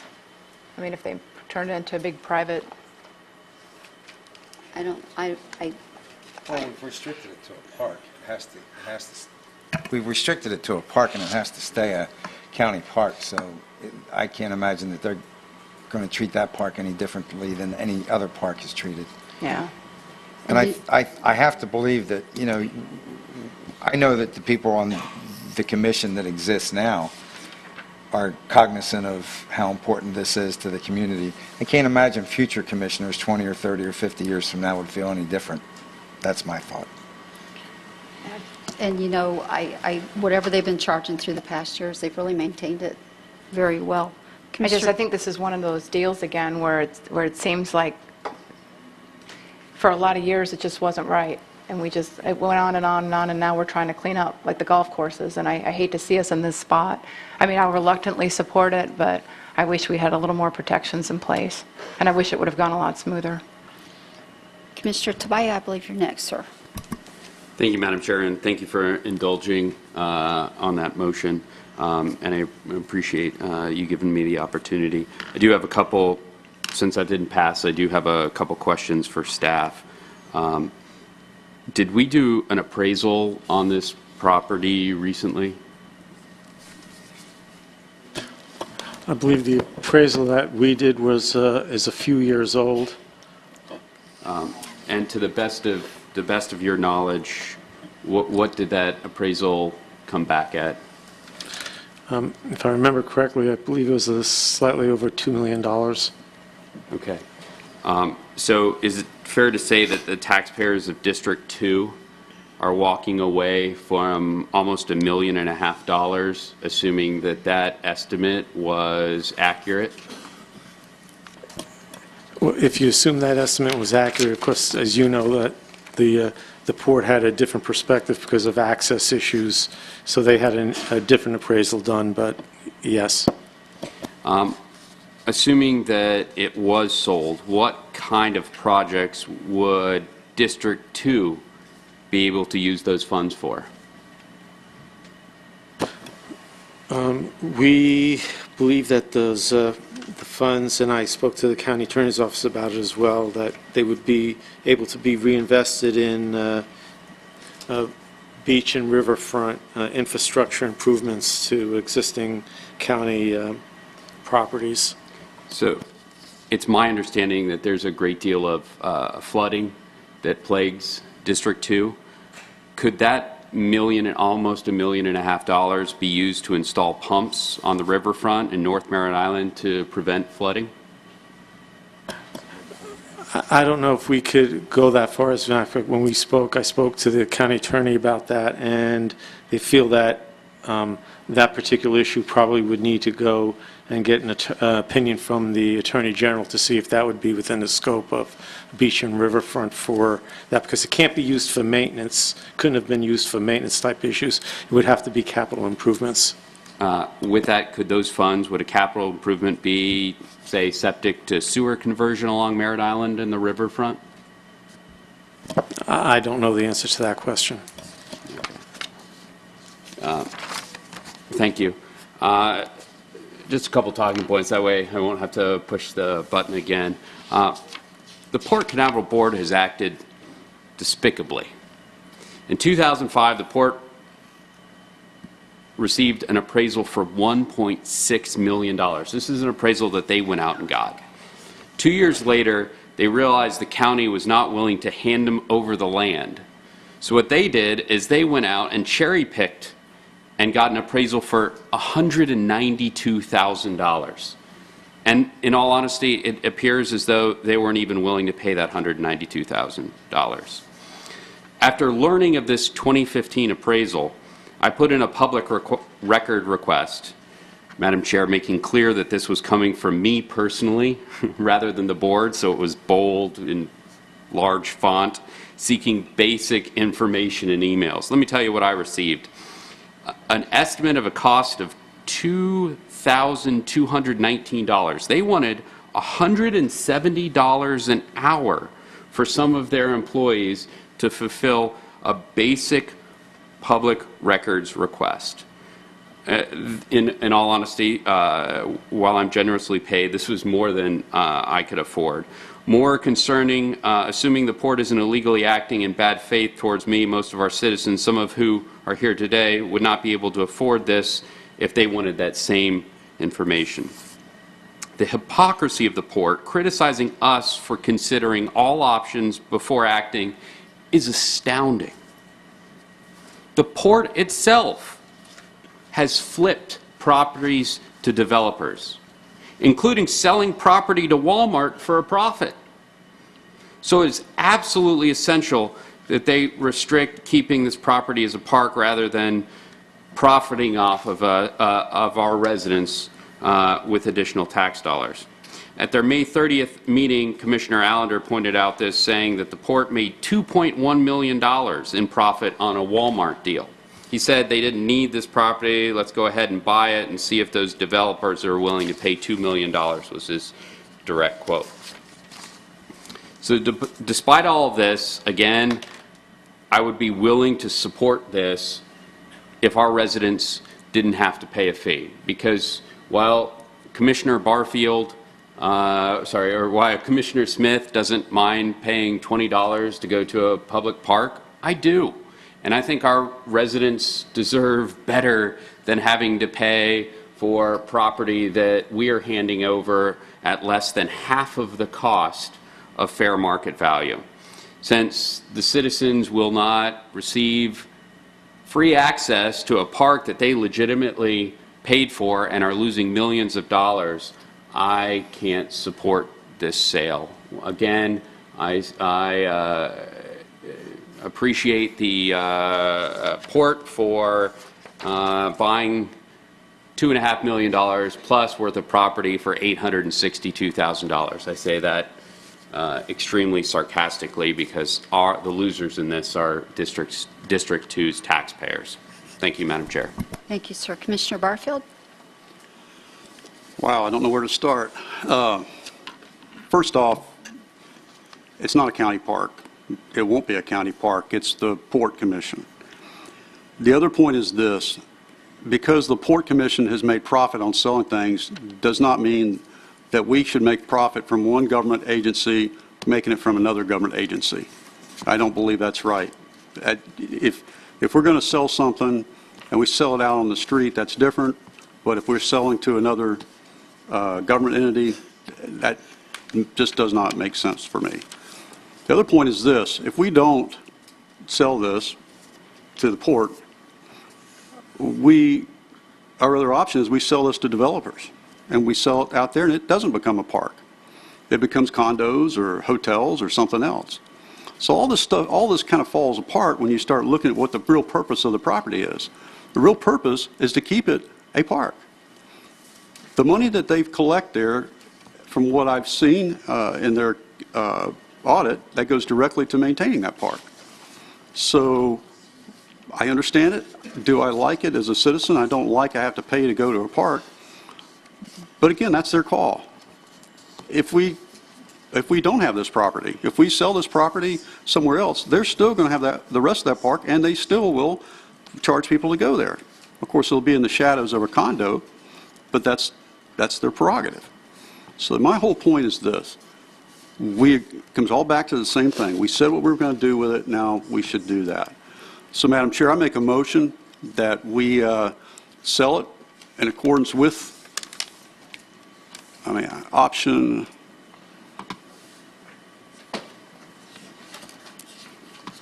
option one. Accept the contract as presented with deed restrictions, maintaining the land for a public park and recreation purposes with no reverter, and instruct staff to proceed with the closing. That's my motion. Thank you, sir. I have a motion on the board. Do I have a second? Second. Second by Commissioner Smith. Commissioner Isnardi? And I hate to keep dragging this out longer. There is so much about this that I don't like. However, I think this is a good piece of property to get out from under the county. And a lot of people don't know this unless you live out there or unless you've looked at the overheads or the maps, but there's no public access to this park. The only access is a piece of property that we don't own. So selling it as an option for commercial is not feasible because it's not developable if someone doesn't have access to it. We have made other transactions similar to this where we've just handed over the park to the municipalities. While I don't agree that that's what we should do here, at least the county is recovering its funds.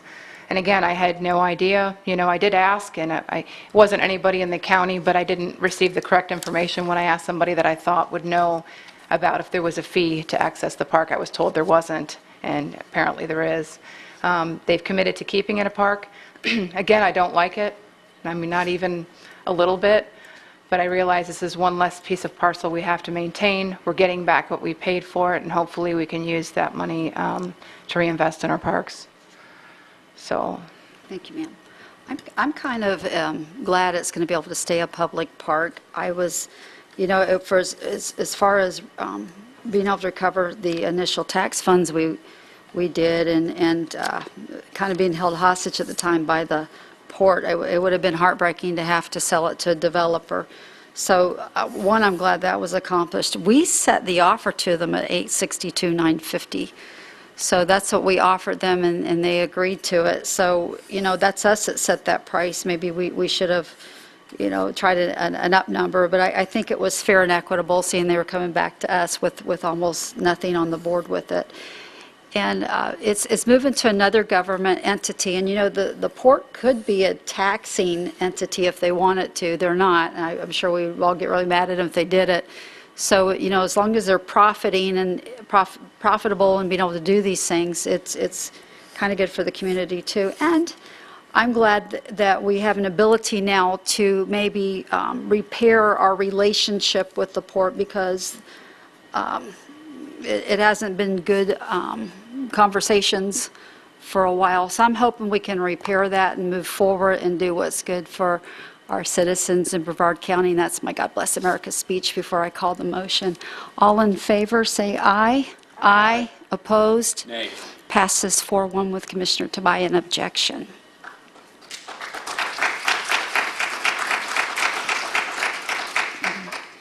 We are moving into new business. Item J1.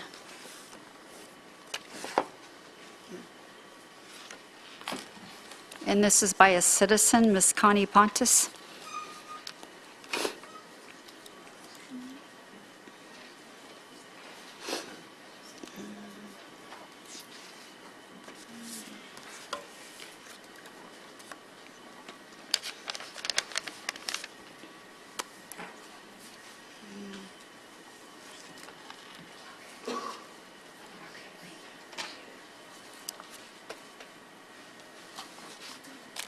evening. Titusville, Florida. Good evening, Chair Pritchett and County Commissioners. Thank you for giving me this opportunity to speak tonight. I am requesting that Brevard County take a fresh look at their road vacation requirements. From what I could see, it looks like, for the most part, it was last updated 22 years ago in 1996. I'd like to see Brevard County more in line with what other Florida counties require to vacate a public road. What are other counties doing? I gave you some handouts. Martin County requires letters of no objection from all property owners who may be affected by the proposed abandonment. Sarasota County requires that abutting and adjacent property owners execute a letter of no objection in regard to the requested plate vacation. St. Johns County requires that the original petition be signed by the record owners of all property abutting the portion of the road involved or who will be directly affected by such vacation.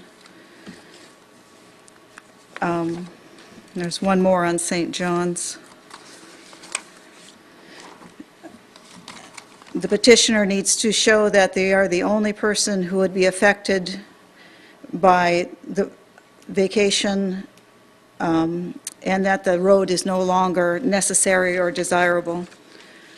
Brevard County requires a list of all abutting property owners, a list, and the applicant shall make a good faith effort to obtain signature of the landowners abutting the property to be vacated.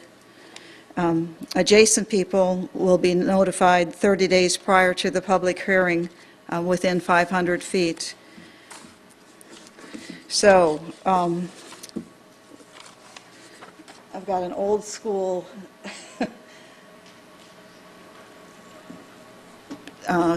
picture of a neighborhood. It's a public street, houses on both sides.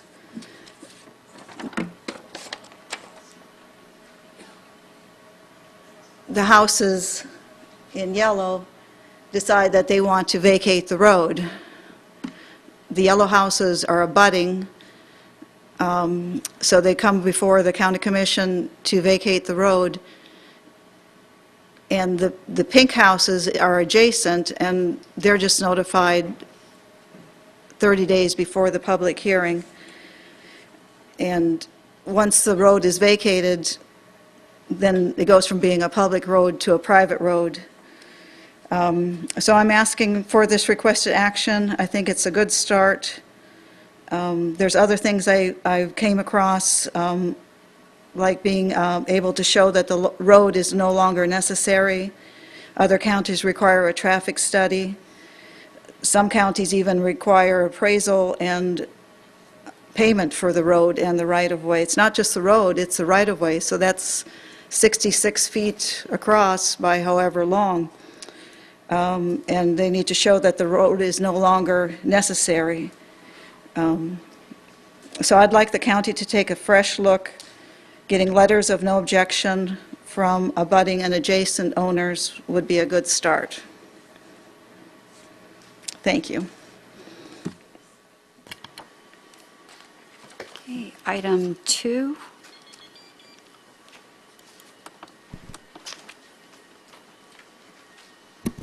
I think this is you, sir, Commissioner Tabaya.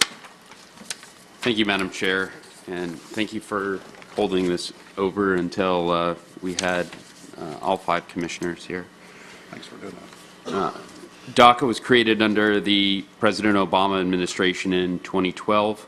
About 160,000 DACA recipients are currently enrolled, according to U.S. Citizenship and Immigration Services.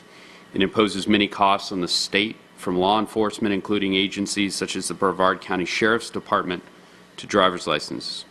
Under President Trump, there have been attempts to rescind DACA. Because some courts have blocked his effort, Texas and other states have decided to sue over whether DACA recipients were here legally in the first place. This resolution asks the Florida Attorney General's office to consider joining the suit. And with your indulgence, Madam Chair, I would like to read the resolution. Yes, sir. Thank you.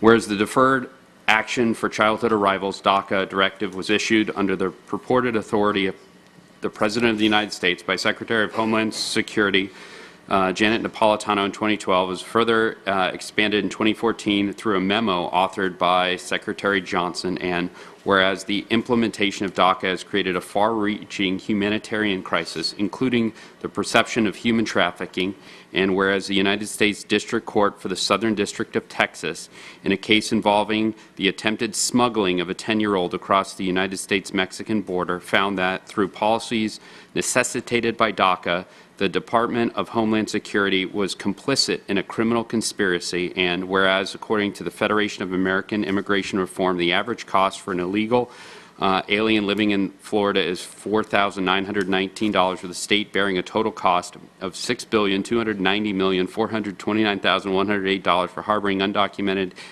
immigrants, whereas DACA injures the various states by requiring enhanced expenditures, including but not limited to state troopers, Social Security, disabled benefits, Medicare, Medicaid, work authorization, unemployment benefits, and driver's licenses. And whereas through operation of state and federal law, many of these expenses are passed on to local governments, such as Brevard County, and whereas the Take Care Clause of the United States Constitution rejects the authority of the President of the United States to exercise power, and whereas the executive branch lacks the authority to contravene the comprehensive immigration framework Congress has enacted, and whereas certain courts have blocked President Donald Trump's rescission of DACA because the notice and comment process, which was not properly used to implement it, was not used to rescind it, and whereas the state of Texas, Alabama, Arkansas, Louisiana, Nebraska, South Carolina, and West Virginia have brought suit to challenge the lawfulness of the executive action creating DACA, and whereas the United States Attorney General Jeff Sessions has expressed his opinion as the head of the Department of Justice that DACA is likely to be enjoined if challenged due to the legal deficiencies it created, and whereas the Florida legislature is out of session, it is important that local governments voice their concerns directly to state officials on matters important to them, and whereas it is the interest of the citizens of the state of Florida, including those located within Brevard County, that state be party to the case in order to inform the courts of the injurious natures DACA has relative to our interests, and to ensure that the federal government is acting to protect its citizens and its sovereignty. Now, therefore, be it resolved, the Board of County Commissioners of Brevard County, Florida, is hereby requests the Attorney General of the State of Florida consider joining the aforementioned suit, challenge the creation of the Deferred Action for Childhood Program. Done, ordered, and adopted regular session 10th day of July 2018. I'd like to make a motion for the passage of this resolution after discussion, Madam Chair. Motion on the table. Do I have a second? I'll second for discussion. Second for discussion. Commissioner Isnardi? You know, I'll support this. However, I don't know how much impact it's going to have with the Attorney General's office.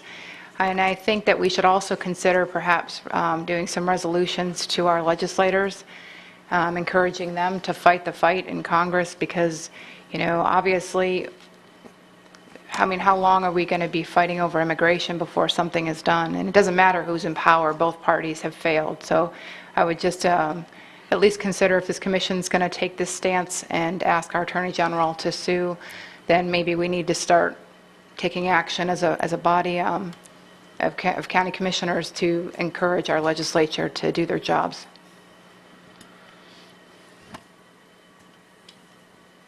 Any other comments? Madam Yes, Chair, sir. I think the legislature is trying pretty darn hard. This came up after session, so and I don't know if it's worthy for the Florida delegation to come together in support of this, and that's why I would hope that enough of the counties would come together. But I think it would be wise to, should this pass, to send a copy to the Brevard County delegation, letting them know that it's of our interest as well. So I would hope that a copy not only would go to the members of the delegation, but certainly one to our Attorney General as well. Thank you, sir. Commissioner Barfield, before you do, though, I just want to make the statement, our president sure has his hands full these days with these types of items he's trying to work through. Commissioner Barfield. Yeah, just a point here. We're going through elections locally and statewide. Don't really know who our Brevard delegation will be completely.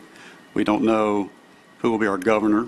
We don't know who our senator will be. We don't know a lot of things. So I just don't know that this is the right time or place to do this. The other point is this. I have this problem when we step outside of our lanes. I mean, I have my own feelings about this, and it's not the point of what my feelings are. The point is that we have a lot more things we have to be dealing with. But the real thing that bothers me is about who's going to be our elected officials. So I'll leave it at that. Thank you, sir.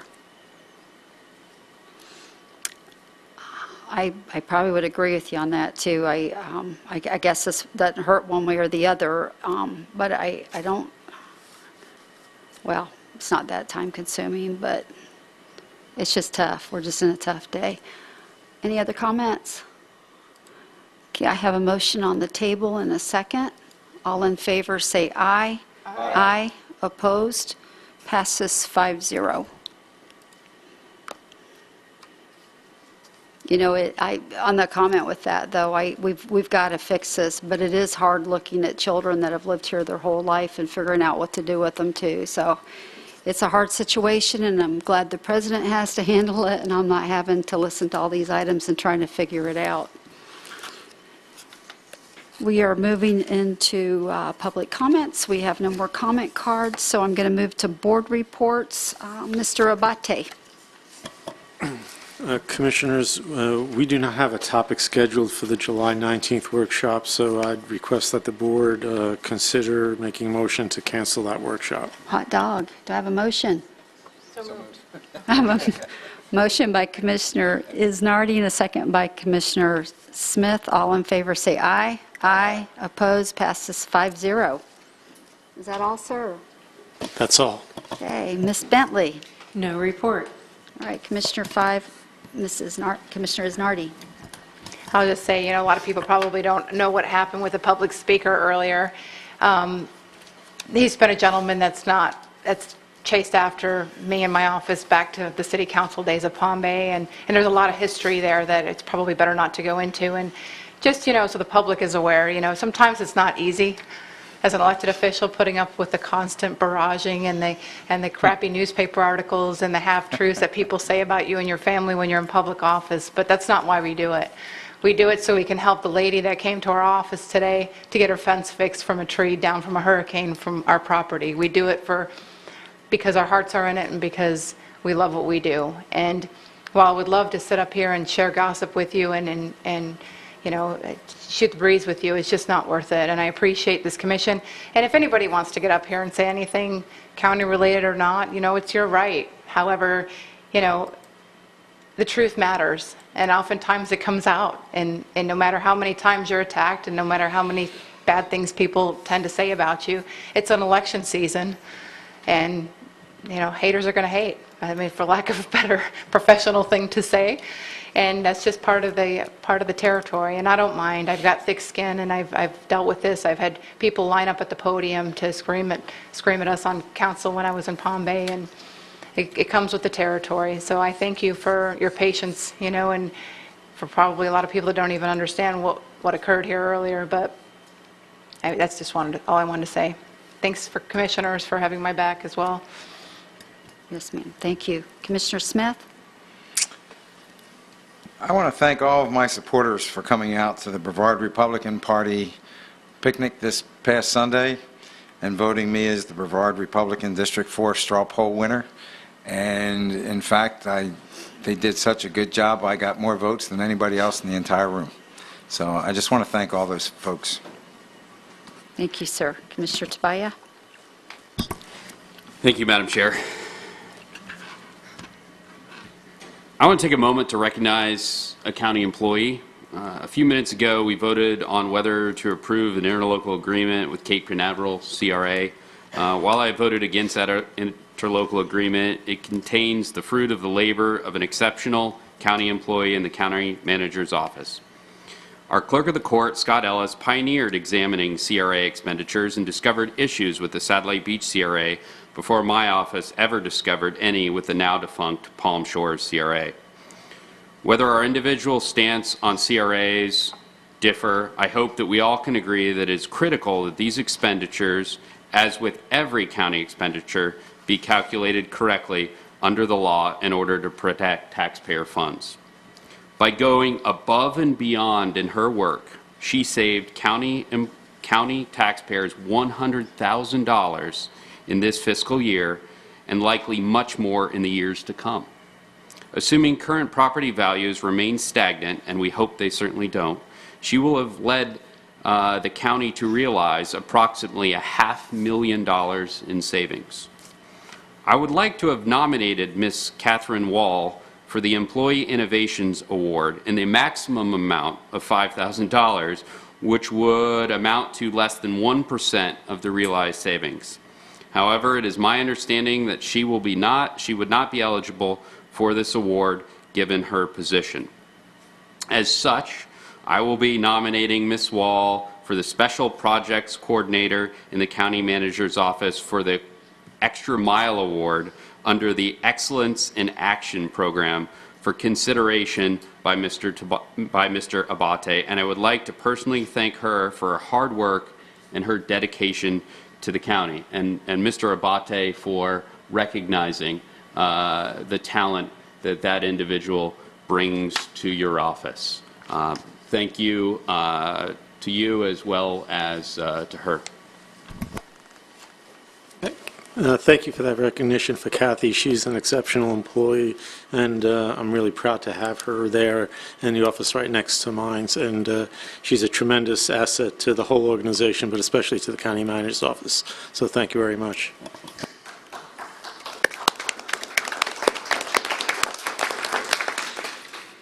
Okay, that was very nice. Commissioner Barfield. Yes, I guess at our last meeting in May, we gave recognition and resolution to Bob Cam. And I guess all of us know that he passed away last month. But what I heard was he very much appreciated that resolution. And I just want to share that with everyone here. I think it's very important for all of us to know that you never know, and it's always nice to recognize people for what they do, just like Mr. Tabaya did too just a minute ago. It's always very important. And then on another note, I'd like to bring this up. I really cannot stand the software we use for this, Novus. Yeah, me either. And I really want to make sure that we start looking at other possibilities. And it's just... Is that a motion? I could do that. I don't mind going back to the old way.